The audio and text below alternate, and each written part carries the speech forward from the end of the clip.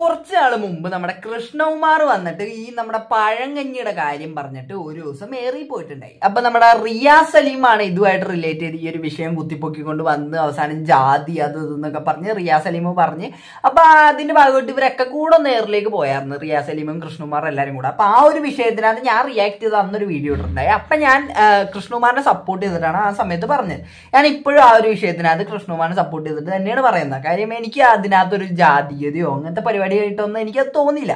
എനിക്കത് കണ്ടപ്പോഴത്തേക്ക് ആ ഒരു പഴങ്കഞ്ഞിനെ പറ്റി പുള്ളി പറയുന്നത്, പുള്ളിയുടെ ഫീലിങ്സ് പറയുന്നു, അത്രമാത്രം എനിക്ക് ആ ഒരു വിഷയത്തിനകത്ത് തോന്നിയുള്ളൂ. അപ്പൊ ആ ഒരു വിഷയം കഴിഞ്ഞ് കുറച്ച് നാൾ കഴിഞ്ഞ് കഴിഞ്ഞിട്ട് ഇപ്പൊ നമ്മുടെ ദിയ, അതായത് നമ്മുടെ കൃഷ്ണകുമാറിന്റെ മോളായിട്ടുള്ള നമ്മുടെ അഹാനയുടെ അനിയത്തി, അപ്പൊ ഈ ദിയ കൃഷ്ണ എന്ന് പറഞ്ഞ ഈ പുള്ളിക്കാരിക്ക് ഒരു ചാനലുണ്ട്, ഓസി ടോക്സ് എന്ന് പറഞ്ഞ ചാനലുണ്ട്. അപ്പൊ ഈ ഒരു ചാനലിനകത്ത് ഇവര് ലണ്ടനകത്ത് വെച്ചിട്ട് ഇവരൊരു വീഡിയോ അപ്ലോഡ് ചെയ്യാനാണ്. അപ്പൊ ഈ ഒരു വീഡിയോ ഞാൻ ആദ്യം കണ്ടപ്പോഴത്തേക്ക് എനിക്ക് അതിനകത്ത് ഇങ്ങനെ എന്തെങ്കിലും പ്രശ്നമായിട്ടോ ഒന്നും തോന്നിയില്ല. അതിനകത്ത് ഒരു സ്റ്റേറ്റ്മെന്റ് പറയുന്നുണ്ട് അതിനകത്ത്, ആ ഒരു വീഡിയോനകത്ത് തന്നെ.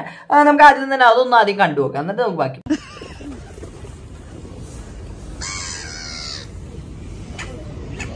ഇനി ഇവർക്ക് മണ്ണിട്ട് കൊടുത്തു എന്ന് പറഞ്ഞാൽ അതൊരു പ്രശ്നമാവോ? വീട്ടിൽ പ്ലേറ്റ് കൊണ്ടുവരായിരുന്നു. ചിലർക്കൊക്കെ ചിലപ്പോ ഫീലാവും. ഓക്കെ, അപ്പൊ ഇത് കണ്ടപ്പോഴത്തേക്ക് എനിക്ക് ആദ്യം പ്രത്യേകിച്ച് ഒരു പ്രശ്നമായിട്ടോ അല്ലെങ്കിൽ ഭയങ്കര എന്തെങ്കിലും വിഷയമായിട്ടുള്ള സ്റ്റേറ്റ്മെന്റ് ആയിട്ടൊന്നും എനിക്ക് തോന്നില്ല. നോർമലായിട്ട് അവർ പറഞ്ഞു പോണതായിട്ട് എനിക്ക് തോന്നിയുള്ളൂ. കാര്യം ഇവരാരും അധികം കോൺട്രവേഴ്സിനകത്തൊന്നും തലവെക്കാറില്ല. ഈ അഹാനയാണെങ്കിലും അതേപോലെ ഇപ്പൊ നമ്മുടെ ഇവരുടെ ആ വീട്ടിനകത്തുള്ള ഈ മക്കളാണെങ്കിലും അവരാരും കോൺട്രവേഴ്സിനകത്തൊക്കെ അധികം തലയിടാത്തതുകൊണ്ട് തന്നെ ഞാൻ ഇത് ആ ഒരു രീതിക്ക് കണ്ടില്ല. പിന്നെ ഞാൻ നോക്കിയപ്പോഴത്തേക്കും കുറച്ച് വീഡിയോകൾ ഈ ഒരു വീഡിയോനെ വിമർശിച്ചുകൊണ്ട് വീഡിയോകൾ കണ്ടു ഞാൻ. അപ്പൊ അവരുടെയൊക്കെ വീഡിയോ എടുത്ത് നോക്കിയപ്പോഴത്തേക്കും ഞാനിങ്ങനെ ചിന്തിച്ചു, ഇതിന് ഇങ്ങനെ ഒരു സൈഡ് ഉണ്ടാ. അതായത് ഇപ്പൊ ഈ പുള്ളിക്കാരി പ്രാവിന് തീറ്റിയിട്ട് കൊടുത്തപ്പോഴത്തേക്കും ആ ഒരു വിഷയമായിട്ട് കണക്ട് ചെയ്തത്, അതായത് നമ്മുടെ മണ്ണിനകത്ത് മറ്റേ കഞ്ഞി കൊടുക്കുന്ന ആ ഒരു സീൻ ഉണ്ടല്ലോ നമ്മുടെ കൃഷ്ണകുമാർ പറഞ്ഞ, അതുമായിട്ട് കണക്ട് ചെയ്തിട്ടാണോ എന്ന് പറഞ്ഞ് ചിന്തിക്കുമ്പോഴത്തേക്കും ഇതിനൊരു പ്രശ്നവും തോന്നുന്നുണ്ട്. കാര്യം ആ ഒരു സമയത്ത് കൃഷ്ണകുമാറിനെ വിമർശിച്ചുകൊണ്ട് കുറെ പേര് വീഡിയോ ഇട്ടിട്ടുണ്ടായി. അപ്പൊ അവരെ ഞാൻ റെസ്പെക്ട് ചെയ്യുന്നു. കാര്യം അവർ പറഞ്ഞതൊക്കെ അവരുടെ ഒപ്പീനിയനാണ്, ഞാൻ പറഞ്ഞത് എന്റെ ഒപ്പീനിയനാണ്. അപ്പൊ അവര് പറഞ്ഞ ഒപ്പീനിയനകത്തുള്ള വിഷയം എന്ന് പറഞ്ഞാൽ ഈ ജാതീയതയും അതേപോലത്തെ ഒരു പരിപാടികളൊക്കെ അതിനൊരു ശരിക്കും കൃഷ്ണകുമാർ പറഞ്ഞാലേ എനിക്ക് അങ്ങനെ ജാതീയതയോ അങ്ങനത്തെ ഇതൊന്നും ആയിട്ട് എനിക്ക് തോന്നിയില്ല. കാര്യം പുള്ളി ആ ഒരു സമയത്ത് പുള്ളിക്കുണ്ടായ ഒരു കൊതി, ആ ഒരു സംഭവമാണ് പുള്ളി പറഞ്ഞത്. പക്ഷേ ഈ ദിയ കൃഷ്ണ ഇവിടെ പറഞ്ഞപ്പോഴത്തേക്കും അത് കുറേയും കൂടെ അതിനൊരു എന്താ പറയാ, പുള്ളി പറഞ്ഞപ്പോൾ കുഴപ്പമുണ്ടായില്ല. പക്ഷെ ദിയ കൃഷ്ണ പറയുമ്പോ അത് ഇത്രയും കൂടെ ഒരു വിഷയമായിട്ടുള്ള കാര്യം പോലെ എനിക്ക് തോന്നി. പുള്ളിക്കാരി പറഞ്ഞ ഇവിടെ കണ്ടില്ലേ, ഇപ്പൊ പ്രാവിന് തീറ്റിയിട്ട് കൊടുക്കുമ്പോഴത്തേക്കും ഒരു പ്ലേറ്റ് എടുത്തിട്ട് കൊടുക്കാറുന്നു. അപ്പൊ അത് കൃഷ്ണകുമാർ പറഞ്ഞതും പോട്ടെ, ആ ഒരു മണ്ണിൽ കൊടുക്കുന്ന ആ ഒരു സിസ്റ്റത്തിനെ സപ്പോർട്ട് ചെയ്ത പോലെ ഒരു രീതിക്കും നമുക്ക് ഇതിനെ നോക്കി കാണാൻ പറ്റും. അപ്പൊ ഞാൻ ആദ്യം വിചാരിച്ച് ചിലപ്പോൾ ഇവർ അങ്ങനെ മനസ്സാവാതെ അവർ വിചാരിച്ചിട്ടുണ്ടാവൂല, അവർ ചിലപ്പോൾ വേറെ എന്തെങ്കിലും വിചാരിച്ചിട്ടായിരിക്കാം പറഞ്ഞതെന്ന് ഞാൻ ആദ്യം വിചാരിച്ചു. പക്ഷെ ഇങ്ങനെ ഒന്ന് ചിന്തിച്ച് നോക്കുമ്പോഴത്തേക്കും ചിലപ്പോൾ ഇത് ഇങ്ങനെ ആവാലോ എന്ന് എനിക്കൊരു ചിന്ത വന്നേച്ച്. അത് കഴിഞ്ഞിട്ട് ഇപ്പോ നമ്മുടെ ദിയയുടെ തന്നെ ഇതിനകത്തൊരു എക്സ്പ്ലനേഷൻ വീഡിയോ വന്നു. അപ്പൊ ഈ ഒരു എക്സ്പ്ലനേഷൻ വീഡിയോ എവിടെയാണ് വന്നത്, ഏത് പ്ലാറ്റ്ഫോമിനകത്താണ് വന്നതെന്നൊന്നും യാതൊരു പിടുത്തമില്ല. ജസ്റ്റ് ആ ഒരു വീഡിയോ മാത്രമേ എൻ്റെ കയ്യിൽ കിട്ടിയുള്ളൂ. അപ്പൊ ഞാൻ ആ വീഡിയോ കാണിക്കുന്നില്ല, ജസ്റ്റ് അതിന്റെ ഓഡിയോ മാത്രം ഒന്ന് കേൾപ്പിക്കുക. അപ്പൊ അതിനകത്ത് കറക്റ്റ് പറയുന്നതെന്ന് പറഞ്ഞാൽ ഈ ഒരു പോർഷൻ ഉണ്ടല്ലോ, നമ്മളിപ്പോ കണ്ട ആ ഒരു പോർഷനകത്ത് പറയുന്ന കാര്യം ശരിക്കും കണക്ട് ചെയ്തിട്ട് തന്നെയാണ് ദിയ പറഞ്ഞതെന്ന്, അതിനെ കോട്ട് ചെയ്യണ രീതിക്ക് തന്നെയാണ് പുള്ളിക്കാരി ആ ഒരു സ്റ്റേറ്റ്മെന്റ് പറഞ്ഞതെന്നാണ് ഈ ഒരു വീഡിയോ എന്ന് നമുക്ക് വ്യക്തമാണത്. അപ്പൊ നമുക്ക് ആ ഒരു വീഡിയോ ഒന്ന് കണ്ടു. ഞാൻ പറയാൻ ശ്രമിക്കുന്നത് ഇത്രയേ ഉള്ളൂ, ഒരു തെറ്റും ചെയ്യാതെ എന്റെ അച്ഛന്റെ പണ്ടത്തെ ഒരു കൊതി പറഞ്ഞതാണ്.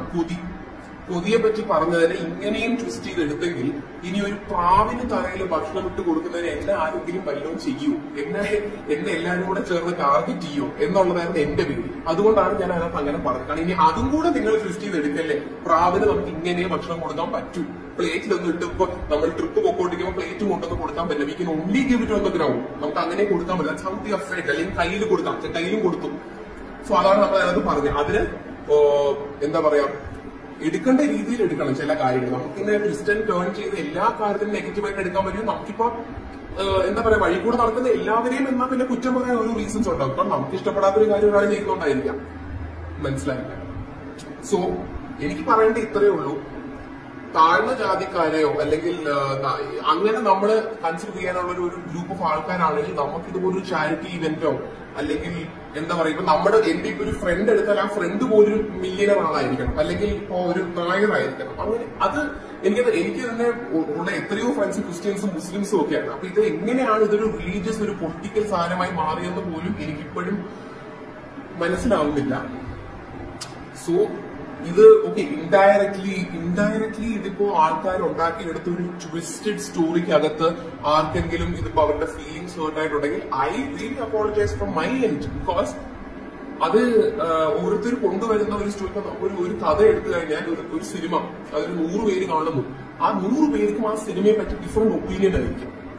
ചിലവർ ആ സ്റ്റോറിയുടെ ഉള്ളിലോട്ട് തന്നെ അറിയാൻ ശ്രമിക്കും. ചിലവരെന്താണ് 5 പേര് പറയുന്നത് കേട്ടിട്ട് പടം കൊള്ളില്ല എന്ന് പറയും. ചിലവരെന്താണ് 5 പേര് പറയുന്നത് പടം കൊള്ളാം എന്ന് പറയും. ഓക്കെ, അപ്പൊ ഇവരുടെ ഈ ഒരു എക്സ്പ്ലനേഷൻ വീഡിയോയും കൂടെ കണ്ടപ്പോഴത്തേക്ക് എനിക്ക് തോന്നിയതെന്ന് പറഞ്ഞാൽ ഇത് കുറേയും കൂടെ കോംപ്ലിക്കേറ്റഡ് ആക്കിക്കൊണ്ടിരിക്കുന്നതാണ് ഇവര് തന്നെ. കാര്യം ആ കൃഷ്ണകുമാറിന്റെ ആദ്യത്തെ വീഡിയോ കാണുമ്പോഴത്തേക്കും എനിക്ക് അതിനകത്ത് പ്രത്യേകിച്ച് വിഷയം തോന്നിയില്ല. പക്ഷേ ഇപ്പൊ ഇവരുടെ ആ ഒരു വീഡിയോയും പിന്നെ ഈ വീഡിയോയും കൂടെ കാണുമ്പോഴത്തേക്കും ഈ ഒരു വീഡിയോനകത്ത് ഇവർ പറയുന്ന കുറച്ച് കാര്യങ്ങളുണ്ടല്ല, ഇത് ഈ പ്രാവിന് തീറ്റ കൊടുക്കുന്നതും അതേപോലെ കുറെ ഇപ്പൊ താഴ്ന്ന ജാതിക്കാർക്ക് മണ്ണിനകത്ത് കുഴി ഉണ്ടാക്കി കൊടുക്കുന്നതിനായിട്ടാണ് അവർ കമ്പയർ ചെയ്യണത്. അതൊരിക്കലും കമ്പയർ ചെയ്യാൻ പറ്റാത്ത കാര്യമാണ് ഇത് രണ്ടും. കാര്യം പ്രാവിന് തീറ്റ കൊടുക്കണ പോലെയല്ല മനുഷ്യന് തീറ്റ കൊടുക്കണത്, രണ്ടാണ്.